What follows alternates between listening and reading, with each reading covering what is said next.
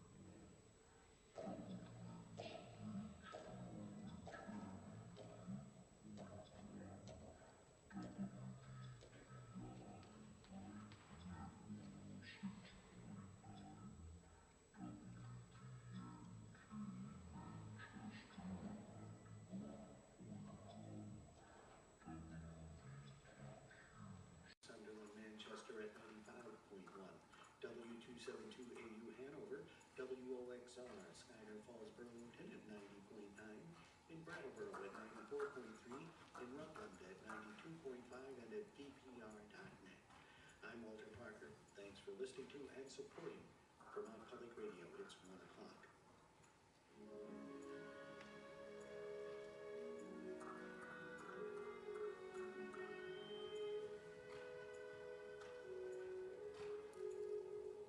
If you walk through the city of Paris at night, the river is a brooding presence. It flows almost by stealth. American composer Virgil Thompson wrote that the Seine is so deep and its face so quiet that it scarcely seems to move. From APM, American Public Media, this is Performance Today and Go More. Thompson wrote this musical portrait of the River Seine seen at night. It's a rarely played 20th century American gem, and we'll hear it from a concert this fall in Cardiff, Wales. Kerry Walker conducting the BBC National Orchestra of Wales.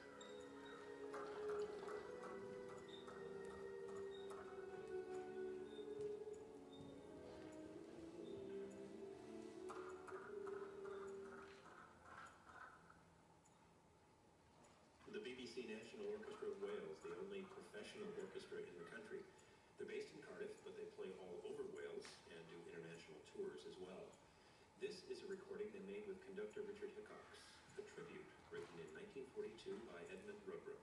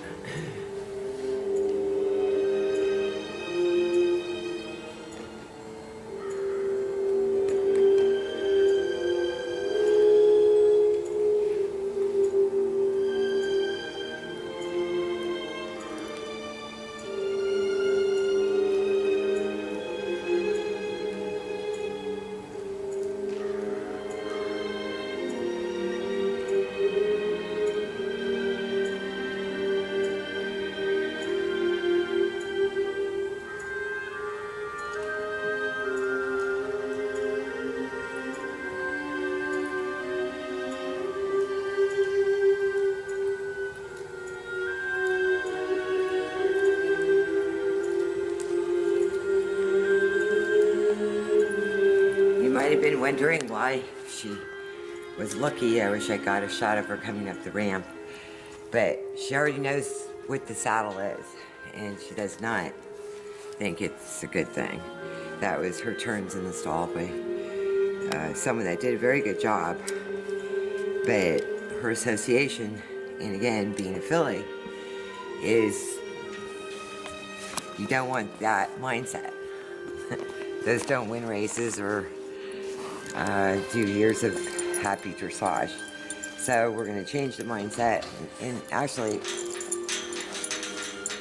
this is how I've been doing it for decades now.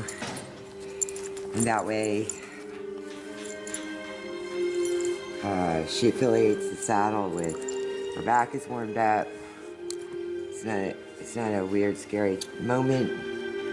It's not wham bam, thank you ma'am, kind of boom boom boom.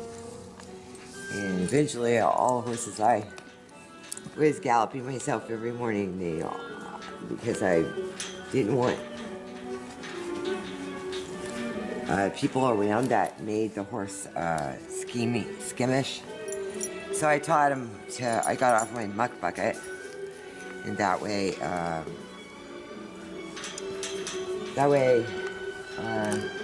when I got to the racetrack, I didn't need a leg up. And remember at Delaware Park once, they were going, how did she get on that big, huge horse? It was a big filly. Well, she was used to it from all life, broke her off. I stepped off the muck bucket over her back. I didn't use people. It's not that there aren't good people, there are, but when you set a tone, you can pretty much be there for life. I mean, you can temper it and stuff. But you don't want that value to go into a race. You don't want anything to do with that value later on, because she'll be more knowledgeable having a cold back and whatnot won't surprise her. She'll also have more muscles over the top line because I put the top line and the bottom line together before. Usually what makes horses buck and get stupid and pinch nerves and all that fun stuff is they don't have the load-bearing muscles there for the rider.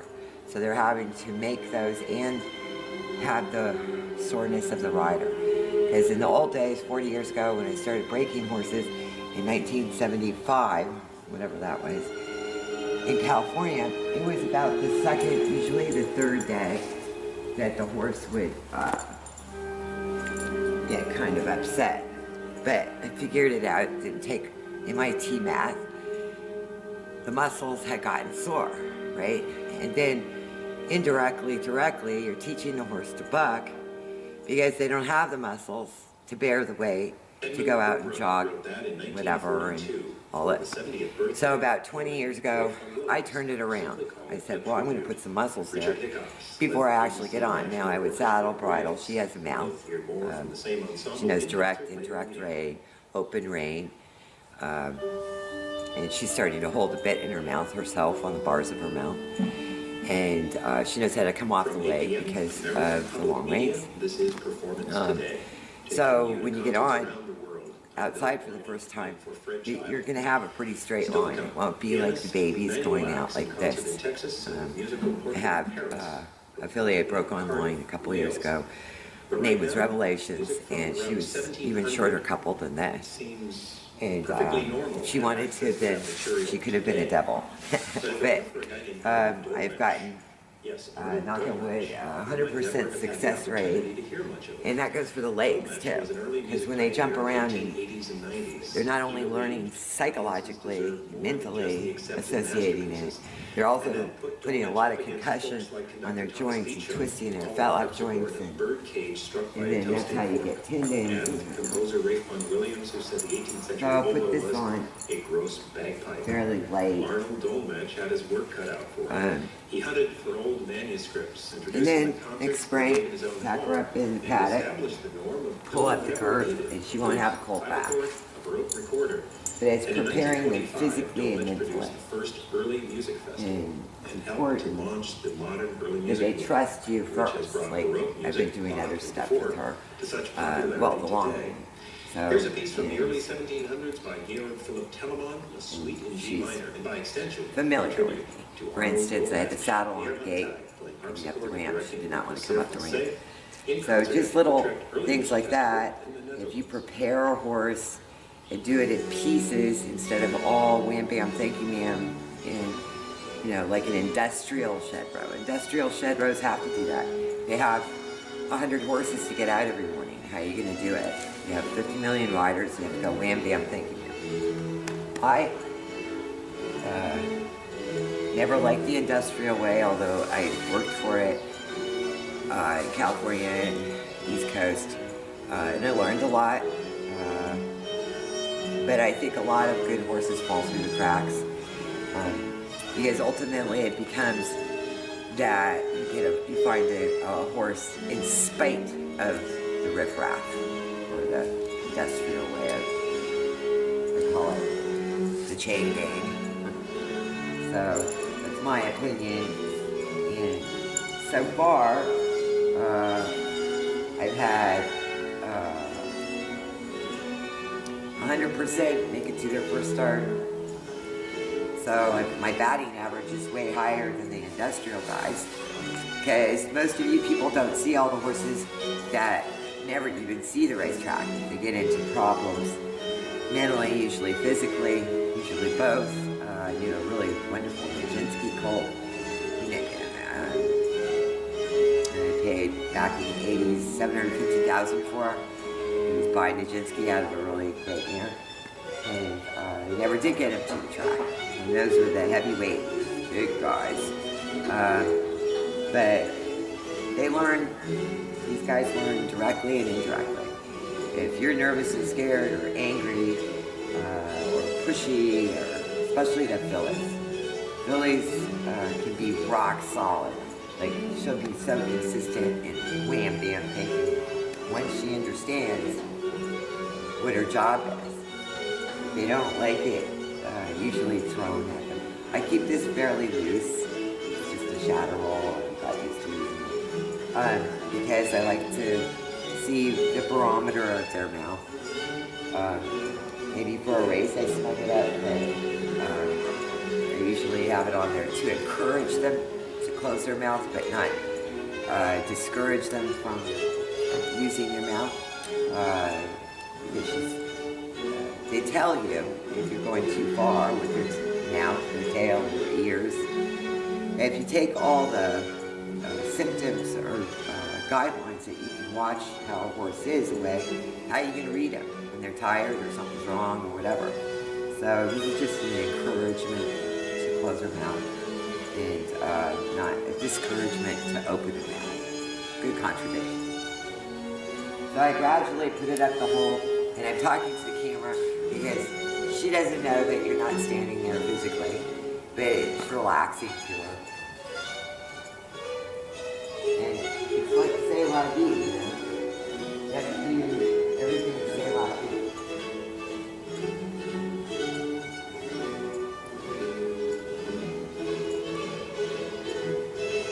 So it's not real snug. So hopefully it's snug enough so it won't come on.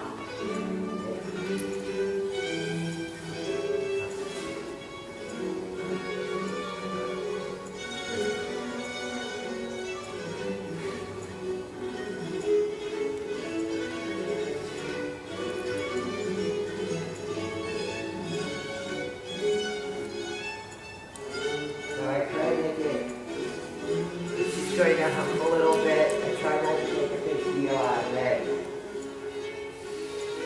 You make a big deal, they make a big deal. You get your focus on something else. For instance, talking to the camera. Her focus is on you. And she knows I'm talking to you. So you want to take your focus off themselves as much as possible, especially if they get frantic or something.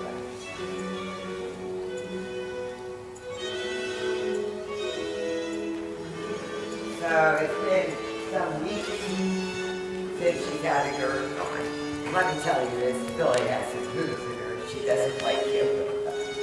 But I don't think she's going to now. See how she's catching that on.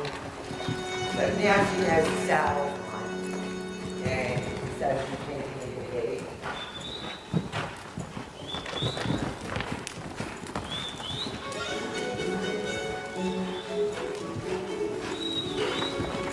Not really taking the outside rein right now because I don't want to make it claustrophobia. She felt in her, the saddle, and just let her get the feeling of it. Remember, say la vie. I'm just telling her with my sounds that slow down and relax. So the next few days, that's what I'm going to imprint. Now I'm going to say la vie. Because I would say la vie.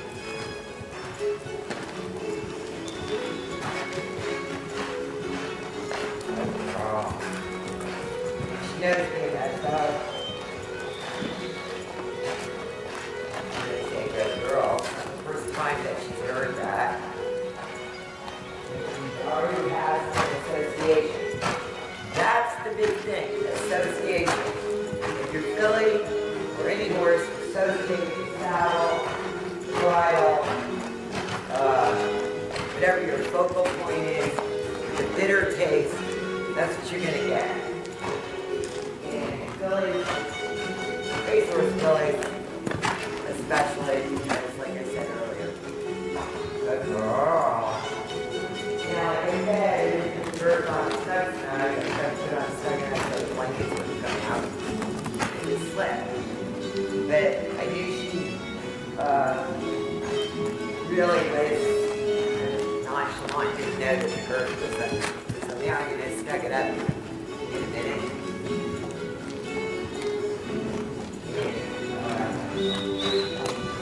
And do it in such a way that it's say la vie.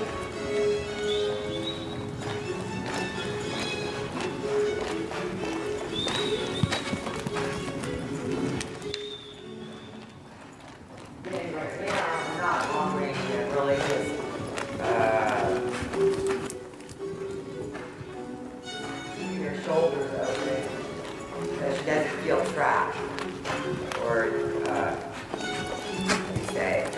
negotiated. On the long way, you're going to negotiate more stuff. In a day or two, when it's not a surprise to her, even now she's putting her, lowering her back. So since she started stretching and lowering her back, now when you go the other way, it's like starting all over again. So I'm going to check the curve. I'm going to redo the curve. Slipped a little. But all this time, redoing the curve, readjusting the saddle, that's again training from the beat, c'est la vie. So you're not wasting your time. The big industrial racehorse guys go, oh, that's too much time. Well, if I take the time now, I slip right by them in the paddock because they're still wrestling, getting the horse saddled for a race, and the horse is sick and 16 quarts of grain God knows what else. So what I'm going to do is start out the same direction after I readjusted tack because it slipped a little. And then when I turn, you're going to see she'll have a new feeling on the other side of her gut. So, if she does, it's the same thing. C'est la vie. She knows.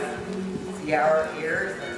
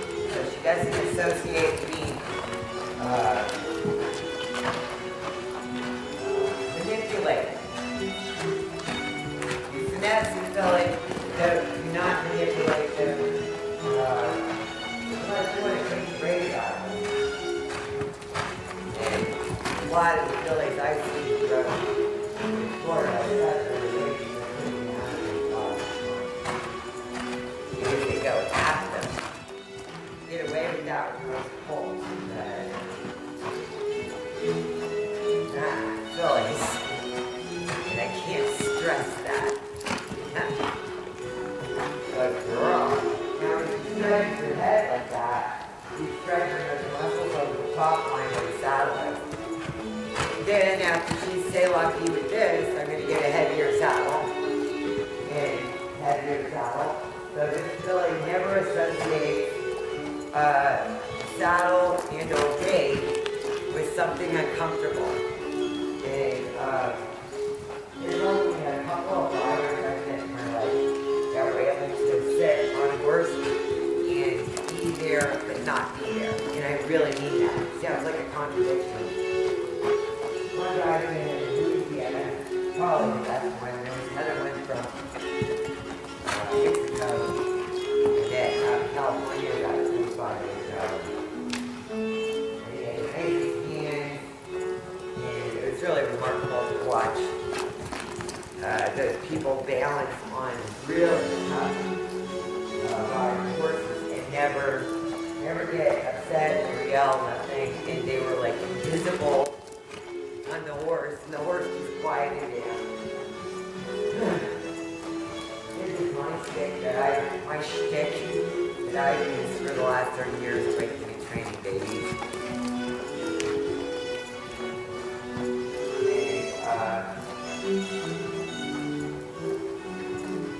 And been really successful for me, so I realized there's a lot of roads to run. And I would like to make this special podcast where Philly. Lil Red, Philly. You're one. Philly. Good girl. Look at you. Look.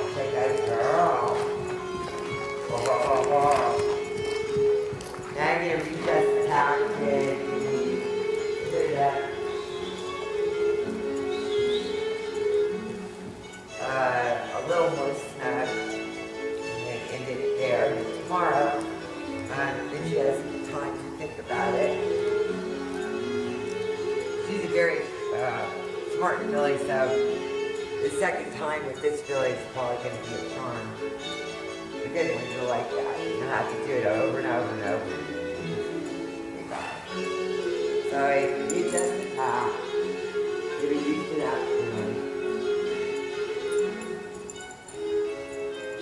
Early, you're training her what she's going to be like in the paddock. She's fit. The other fillies are kicking the wall, jumping around, spinning around, and she's going to learn how to stand nice and relaxed and fit.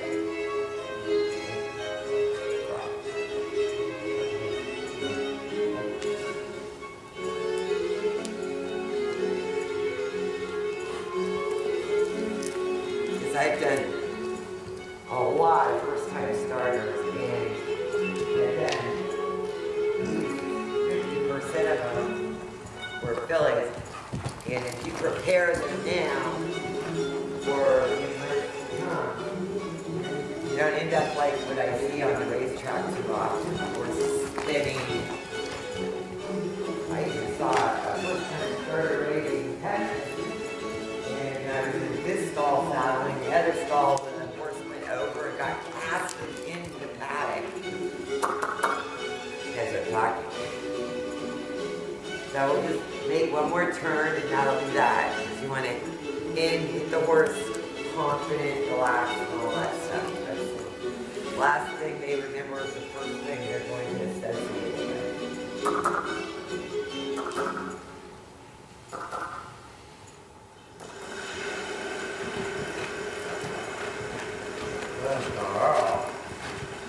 Yeah, I turned her Playing a harpsichord little and directing lateral. the ensemble called It Le changed Concert the Français, side of the horse. in Utrecht during the music festival in the Netherlands. They played a suite in G minor, written in the early 1700s by German composer Philip Telman. Stretch a little Aaron bit. was Now just be back 21 years today. old when he founded that group, Le Concert Français, back in 1985. His two brothers also had an ensemble, Mark One Montai simple played both thing. flute, and Jerome Montai So after she plays stretched, the gamba. simple. Now I'll untack her up here. Emmanuel Axe does They don't well. like the It does asphalt good. down at the barn, so. What a good girl. What a good girl. Besides, we tack up in the paddock and tack up in the field a lot. And they should be able to You're tack listening up to in the middle Performance of Today from anywhere. In a relaxed post, so maybe she'll go on and be a steeplechaser. It's better to learn how to tack up here. What a good girl. And one more thing before shutting the camera off. See the lipstick? She's dry mouthed if she's tense. So, you got A+. You had a question about what was that around my gut? She's okay.